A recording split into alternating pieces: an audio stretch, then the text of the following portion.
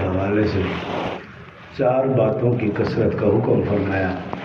کلمہ طیبہ کی کثرت، استغفار کی کثرت، جنت کی طلب اور دوزخ سے پناہ۔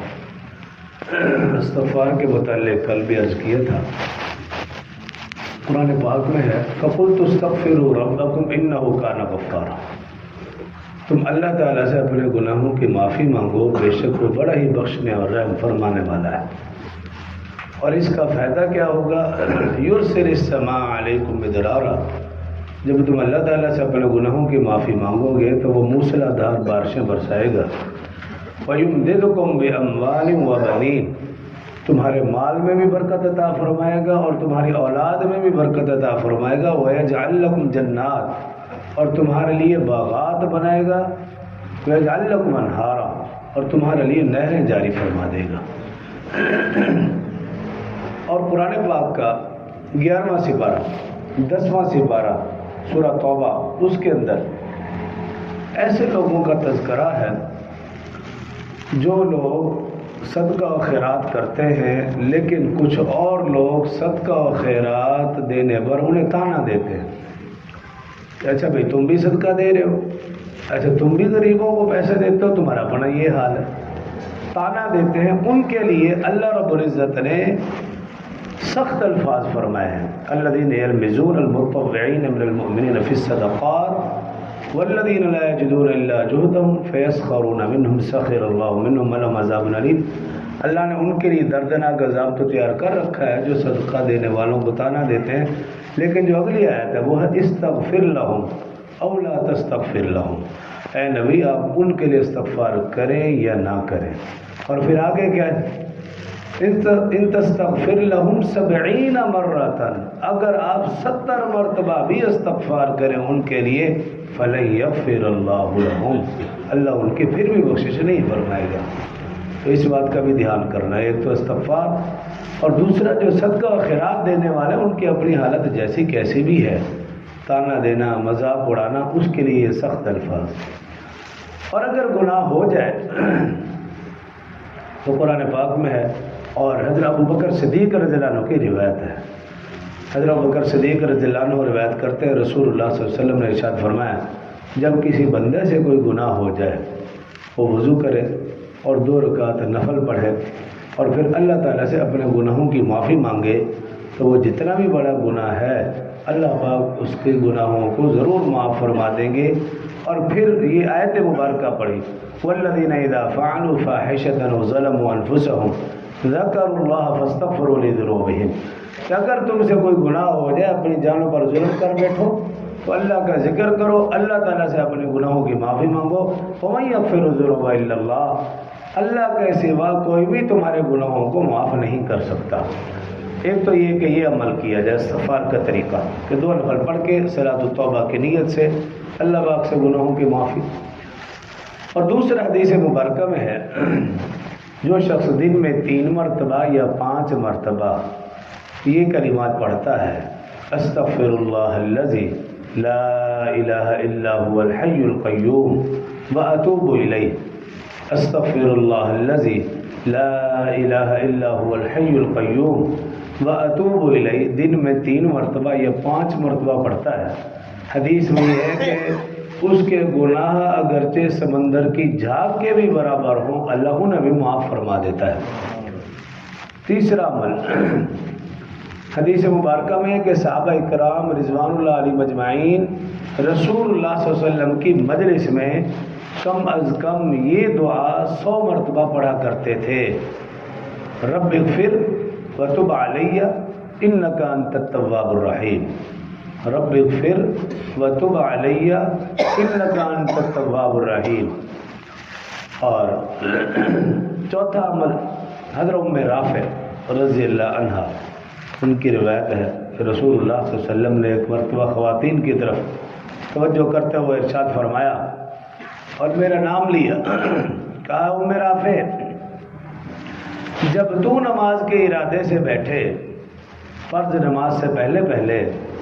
تو یہ کلمات پڑھا کر، فرمایا 10 مرتبہ پڑھا کر سبحان اللہ، 10 مرتبہ پڑھا کر الحمدللہ، 10 مرتبہ پڑھا کر لا الہ الا اللہ،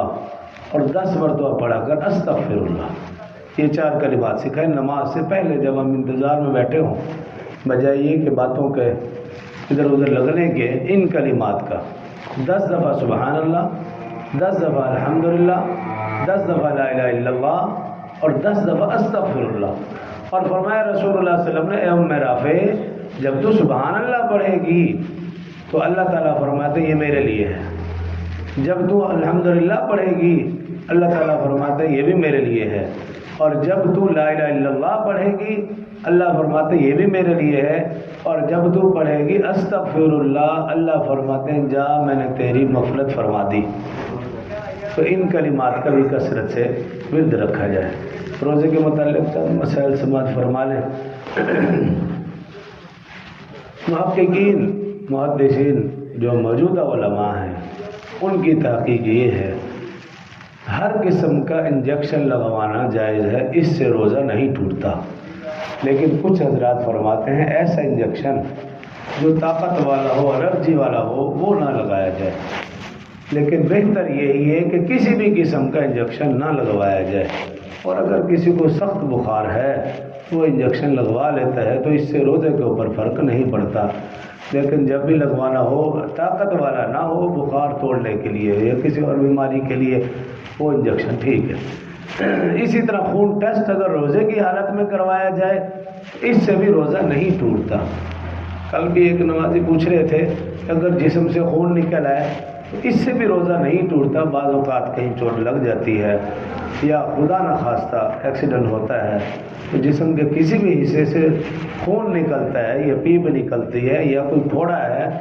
تو جسم سے اگر کوئی چیز نکلے اس سے روزہ نہیں ٹوٹتا، اندر جانے سے روزہ ٹوٹے گا۔ اسی طرح حجامہ بعض لوگ کرواتے ہیں، اگر رمضان میں بھی کروایا جائے تو اس سے روزہ نہیں ٹوٹتا۔ الٹی عام طور پر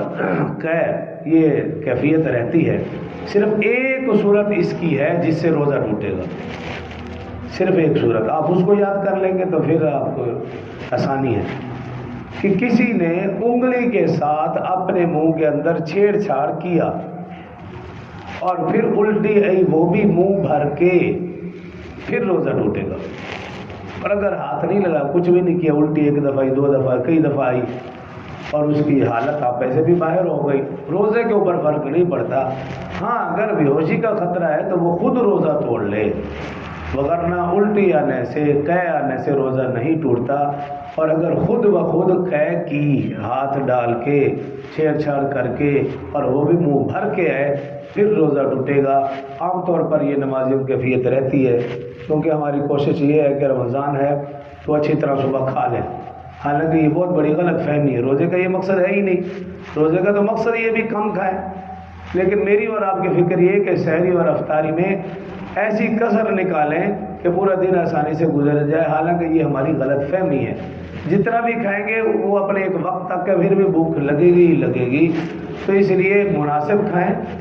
اور روزے کا جو فائدہ ہے اس کو حاصل کرنے کی کوشش کی جائے۔ اور اگر کھانے کے بعد طبیعت خراب ہو رہی ہو، الٹی آئے، قے آئے، کھانسی آئے، بلغم آئے، اس سے روزے کے اوپر فرق نہیں پڑتا۔ اللہ سمجھنے عمل کی توفیق عطا فرمائے۔ بسم اللہ الرحمن الرحیم، الحمدللہ رب العالمین والعاقبۃ للمتقین والصلاة والسلام علی سید الانبیاء والمرسلین۔ یا اللہ ہم سب کا نماز پڑھنا قبول فرما، ہم سب کے روزے رکھنا قبول فرما۔ یا اللہ نمازیں پڑھنا، تلاوت قرآن، ذکر و اذکار، تسبیحات، یہ ٹوٹی پھوٹی عبادات ہیں، یا اللہ محض اپنے فضل و کرم سے اسے قبول فرما۔ یا اللہ یقیناً اس میں کوئی کوتاہی درگزر والا معاملہ فرما۔ یا اللہ ان عبادات کے اوپر شان اجر عظیم نصیب فرما۔ یا اللہ رمضان قرآن کی برکت سے ہمارے گناہوں کو معاف فرما، ہمارے والدین کے گناہوں کو معاف فرما، ہماری اولاد کے گناہوں کو معاف فرما۔ یا اللہ ہمارے گھر والوں جو سحری افطاری میں بھرپور ساتھ دے رہے ہیں، یا اللہ انہیں بھی ان کاموں پر اجر عظیم نصیب فرما، ان کے بھی عبادات اپنی بارگاہ میں قبول فرما۔ یا اللہ ان سے بھی اگر کوئی کمی کوتاہی ہو رہی ہے یا اللہ درگزر والا معاملہ فرما، یا اللہ رمضان قرآن کی برکت سے عالم اسلام کی حفاظت فرما، یا اللہ جہاں کہیں بھی مسلمان ہیں ان کی عزت آبرو مال جان اولاد کی حفاظت فرما، بالخصوص مظلوم مسلمان فلسطین غزہ، یا اللہ وہ بے کس ہیں، یا اللہ ناتواں ہیں، کمزور ہیں، یا اللہ تو طاقتور ہے، غالب ہے، یا اللہ تو غیب کے خزانوں سے ان کی مدد و نصرت فرما، ان کے حال پر رحم و کرم والا معاملہ فرما، ظالموں کو ہدایت نصیب فرما، یا اللہ اگر ہدایت ان کے مقدر میں نہیں تو انہیں تباہ و برباد فرما، یا اللہ ہم سب کی دعاؤں کو قبول فرما۔ صلی اللہ تعالی علی النبی وعلی آلہ واصحابہ اجمعین، آمین برحمتہ۔